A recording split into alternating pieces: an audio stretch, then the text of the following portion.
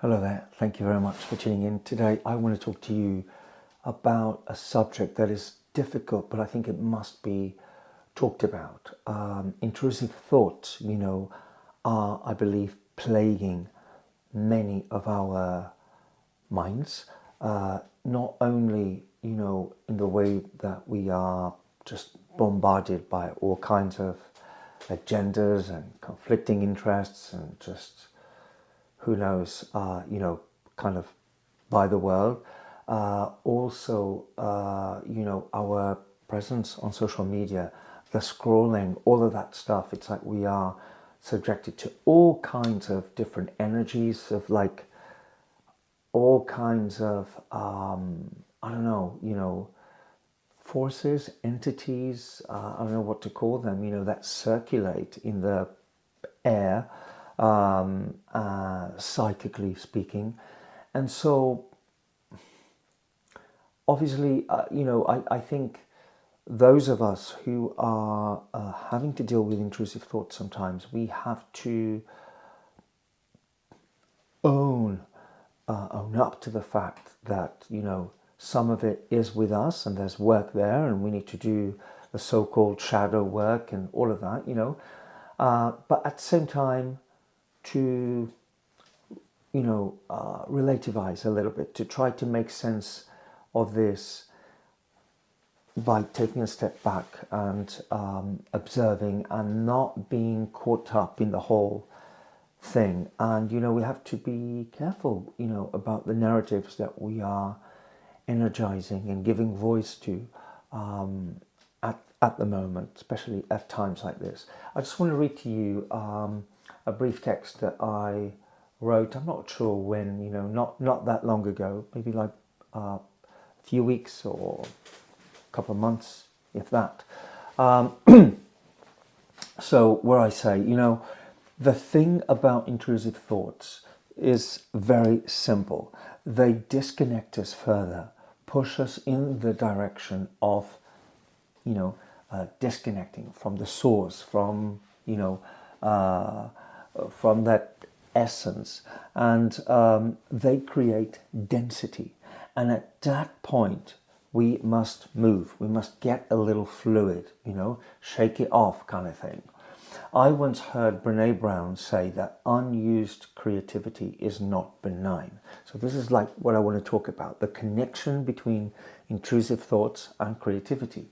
I say that unused creativity actually devolves into circular dialogues, which then devolve into intrusive thoughts. So unused, unexpressed, unlived opportunities for creative, inspired thoughts and actions weaken your system, which then makes you more vulnerable to nasty outside influences, including free-floating negative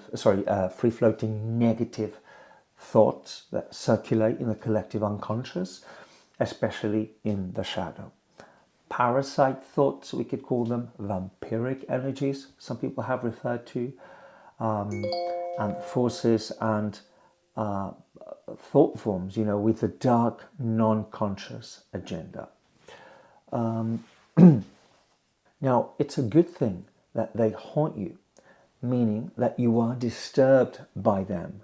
It means that there's a war inside of you. Something in your system is still pure and rejects this stuff. The thing is, it might be too late to just simply be rejected altogether, in which case, you have to release them consciously, right? So I'll repeat that, in which case you have to release them consciously. This means you have to allow them to come to the surface, do the so-called shadow work, let what is there unacknowledged in the dark come to the light. And then this is how you integrate. This is how you own the monster that lives in you. Eventually, this is how you ascend. Now, all the therapeutic stuff, all the techniques and mindfulness and dancing, which are all great, but they're not a substitute for this work. You cannot anesthetize the pain like that. That's called bypassing, and that is not what this is about. Yes, you can and perhaps should rebalance and breathe and become mindful, but not at the expense of doing the hard work, what has been called embodiment. Sitting right there with yourself, reassuring yourself as you allow the pain and suffering and dark stuff come up in you, not identifying with it, right? Perhaps praying or cultivating faith and indeed trust and certainty that it's all for the good, that there is light at the end of the tunnel, even though you can't go straight to the light, at least not in a lasting way. So there's no escaping this. I mean, all kinds of teachings, spiritual teachings, numerous traditions, they talk about this. This is kind of part of the human condition, So it's like you have to earn it in a sense, because perhaps we live in a world of polarity with light and dark and all of that.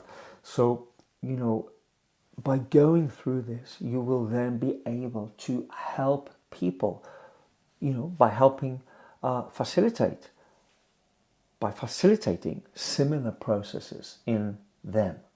In the same way that you are not to do this type of work completely alone. There's no need for that. You need and you will greatly benefit from an honorable, sacred witness. I cannot stress how important this is. It could be a friend, it could be a professional, it could be someone of your choice, it could be someone that you just feel is the right person. And sometimes, you're not even aware of this and the witness is there and the whole process is unfolding. But I think when you start questioning these things, becoming conscious is the way, really. So yeah, this sacred witnessing, I believe that this is how you ground this type of work. You name things, you reframe them, you don't cling to the inner child experience forevermore. You do the inner child work, as a lot of people refer to nowadays, in my view, as a bridge to the inner adult, or to the adult that you have become on the whole. Many people choose to stay at the therapeutic inner child level for however long. In my view, that risks prolonging a kind of an almost narcissistic phase, we could call it, which necessary though it may be for a while, eventually it must allow for the next stage to emerge, to come, which would be community, service to others, all of that is part of integration too. It's part of embodiment as well, right?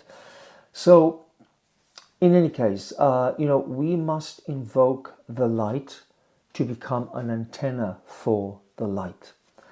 The need for energetic protection, it could be that as your senses expand, so does your porosity, to intrusive thoughts and all of that stuff.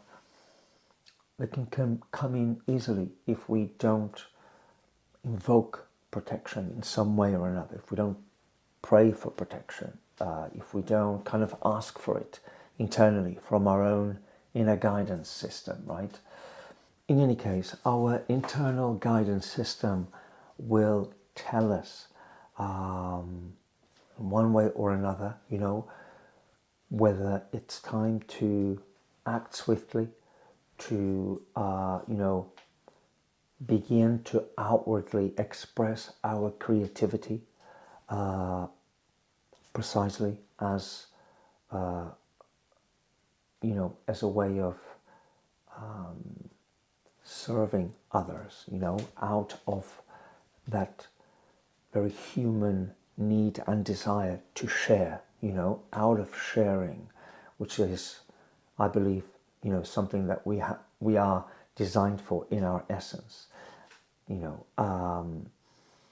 or if we're not ready, if the time is not right, if we're being impulsive, you know, our system will also tell us to like, hey, you know, not yet, not yet. Just kind of go and rest, go and cultivate patience, go and, you know, await further instruction, that kind of thing. You know, for an artist, and I trust that there is an artist in you watching this, creative expression is kind of a matter of survival. And, you know, not heeding the voice that is a friend of our creativity will eventually result in all kinds of like circular dialogues and will make us a lot more vulnerable, you know, to all kinds of intrusions.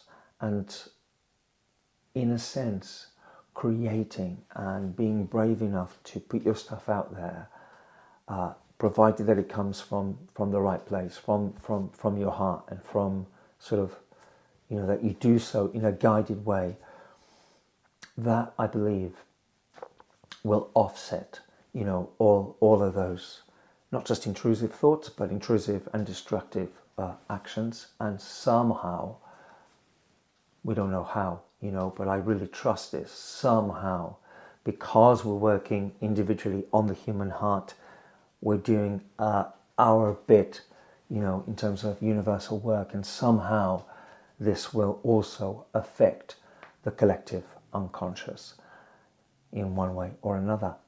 Anyway, thanks very much for watching this. I really appreciate your time. I hope this has made some sense. Do let me know in the comments if this resonates, and I will catch up with you soon. All the best for now.